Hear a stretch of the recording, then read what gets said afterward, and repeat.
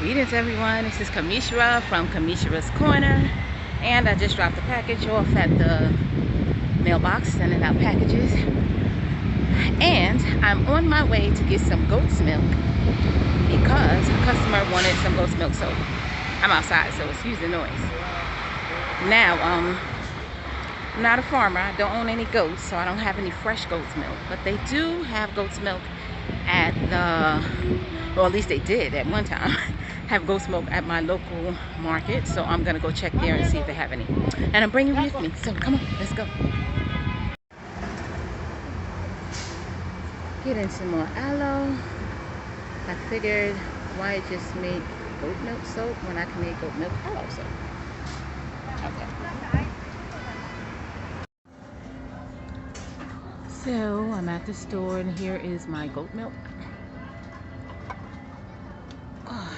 This is the goat milk I will be using to make my goat milk soap because this is the only goat milk that I have access to. If you live with someone or near someone who has a farm where you can get fresh goat milk, of course that would be preferable, but this is what I have. So I'm also getting some yams and some plantains because I'm having a feel for some fufu. So I'm about to make some fufu. Anyway, I'll see you when I get home. Preparing the goat's milk for goat milk soap. Oh, I'm making a mess.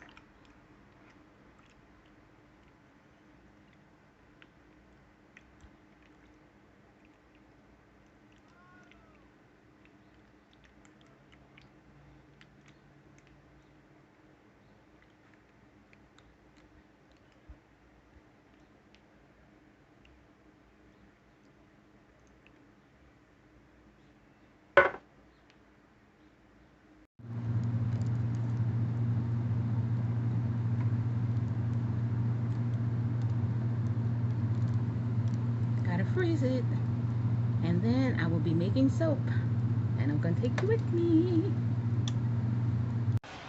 Good morning, good afternoon, good evening, wherever you are in the world. Thank you for joining me on my corner. I'm Kamisha. This is my corner, and I'm making my goat milk soap. Yeah, so I took you with me to get the goat milk. I was gonna get some aloe, then I remembered that in order to make a card purchase at those stores, you have to spend so much, and I didn't really was looking to spend a lot because I didn't have anything that I needed to get. So I decided to just make goat milk without the aloe. So it's just goat milk soap, no aloes in it. But if you this is going to make a really nice soap. So I took the goat milk, put it in the ice cube maker, and I froze it. And why do we freeze milk when we're making milk soap? Well, it's not just milk. It's any kind of liquid that has a sugar content. What you want to do is freeze it first, because when you mix your lye gets really, really hot. So it's going to get really hot. And, excuse me, let me fix my clothes. What you don't want to happen is for the milk to start to burn and scorch, because it's going to give an icky smell. While the soap will still be usable, you're probably not going to want to buy soap that has been scorched, because it's not a nice smell. And then you don't get the nice white color either.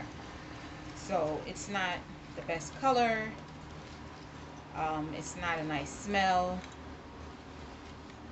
So when we're mixing our lye, you want to make sure to freeze any liquid that has any kind of sugar in it to help mitigate against the scorching. Okay, so I'm just going to work on this. I'm not going to have you watch through all of that because it's going to take some time. And then I'm going to measure out my oils. So I didn't measure out my oils first. I kind of should have, now that I think about it, did that. Should have did that first, but I didn't. It's okay, because I'm going to do it after. Okay, so this is melting. This is finally really getting into a good melt. so I'm able to mix it a little better. It was actually, when you first put it in here, it's kind of hard to mix. So when you're doing it, excuse all the noise. You know me. You know my corner. If you're my regular viewers, you know my corner. My corner got all kind of noise. Sounds like I'm in the street. Sounds like I'm actually on the corner. You think I'm hanging out or something, but I'm not. I'm in my house. But all my windows are open, so sounds like I'm in the street. You hear everything. Motorcycles, conversations. Yeah, I be hearing people talk about stuff. Don't let somebody be under my window talking about me. I don't hear them. Hasn't happened yet. That's because I'm so lovable. But anyway, I'm going to pause this while I melt the rest of this lye and get this mixed up. And then I'll come back when I'm ready to measure out my oils, okay? So give me a minute. I'll be back. Alrighty, so I measured out the oils. I finished mixing the lye. I end up having to take out the chunk and add water. So this actually may be over water. Like the liquid may be way more than what it should be. Well, I shouldn't say way more, but a little bit more than what it should be. I'm sorry for the glare. I'm actually not usually making soap this time of day. And this is not the best time of day because of the glare. So I apologize, but I'm making soap. And we have glare. Alright, so I added a little bit because I want this to be white. I added a little titanium dioxide to here because, as you can see, the live water, although it didn't scorch, it did turn a little yellow. So I don't know if it's going to stay that color. Plus, I'm going to put a little bit of fragrance in this. Just a little bit, but it has vanillin in it. And that kind of turns soap dark, so I want it to stay looking more white.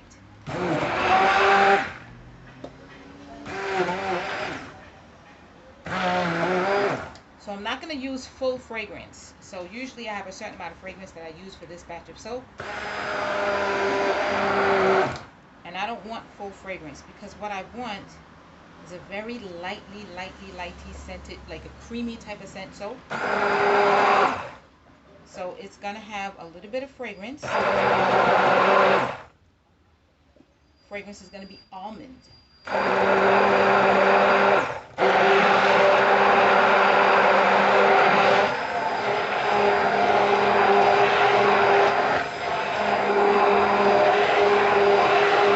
This is just the oil, so it's not over mixing.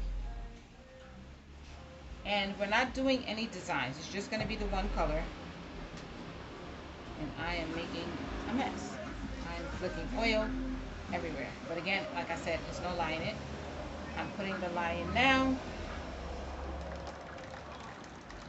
And if it looks chunky, it's because the milk solids have started to react with the lye. Because the milk is fatty. And the fats react with the lye, which creates, you know, that's how soap's made. So it started to react with the lye already.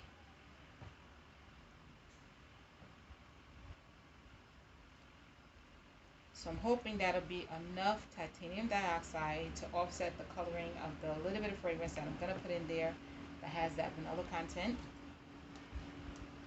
It's like, it's not even a full, like, sample.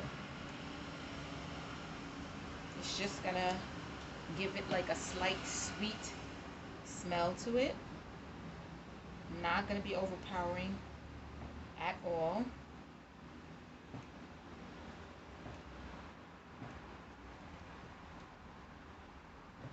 But it's not gonna be the natural scent, of course, of the oat milk soap. All right. Now we're blending to trace.